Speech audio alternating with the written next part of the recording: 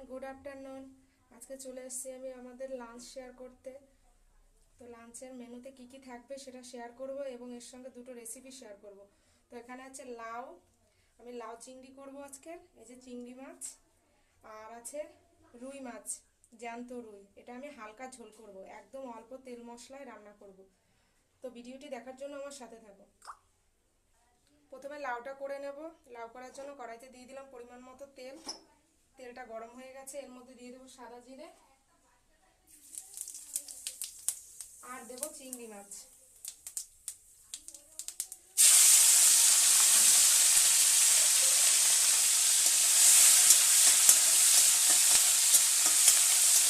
চিংড়ি মাছটা হালকা করে ভেজে এর মধ্যে দিয়ে দেবো কেটে রাখা লাউটা।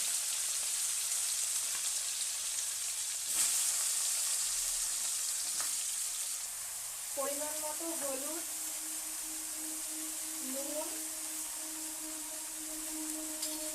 দিয়ে আমরা ভালোভাবে নেড়ে চেড়ে 10 মিনিট ঢাকা দিয়ে রাখবো।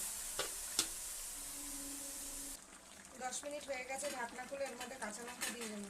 কাঁচা লঙ্কা দিয়ে নেড়ে চেড়ে আরও 5 মিনিট ঢাকা দিয়ে রাখবো। 5 মিনিট হয়ে গেছে, এবার ঢাকনা খুলে এর মধ্যে ধনেপাতা দিয়ে দেবো। ধনেপাতা দিয়ে 2 মিনিট অল্প আছে ঢাকা দিয়ে রেখে নামিয়ে দেবো।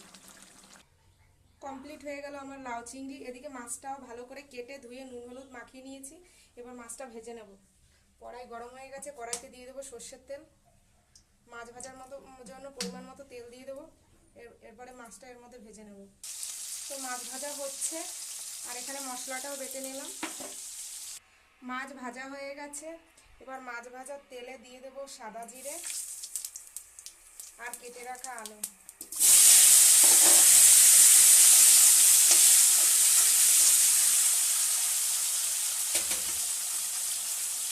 পরিমাণ মতো নুন, হলুদের গুঁড়ো, জিরে বাটা, আদা বাটা, কাঁচা লঙ্কা বাটা। এবার ভালোভাবে মশলাটা 2 মিনিট কষিয়ে নেব, তারপরে ঢাকা দিয়ে রাখবো। আলুটা ভালোভাবে কষানো হয়ে গেছে, এবার এর মধ্যে উষ্ণ গরম জল দিয়ে দেবো। গরম জল দিয়ে সামান্য ফুটলে তারপর ভেজে রাখা মাছটা দিয়ে দেবো। দেখো, উষ্ণ গরম জল দিয়ে ভেজে রাখা মাছটা দিয়ে দিয়েছি। এবার 5 মিনিট ফুটলে নামিয়ে দেবো। তো আমার মাছের ঝোল কমপ্লিট। এছাড়াও আজকে দুপুরের মেনুতে রয়েছে আমাদের লাউ চিংড়ি, কচু চিংড়ি মাছ দিয়ে, আর এখানে আছে উস্তে আলু ভাজা, ডাল সিদ্ধ, আর আমার মাছটা অতটা পছন্দ না তাই ডিম কষা করেছি আলু দিয়ে।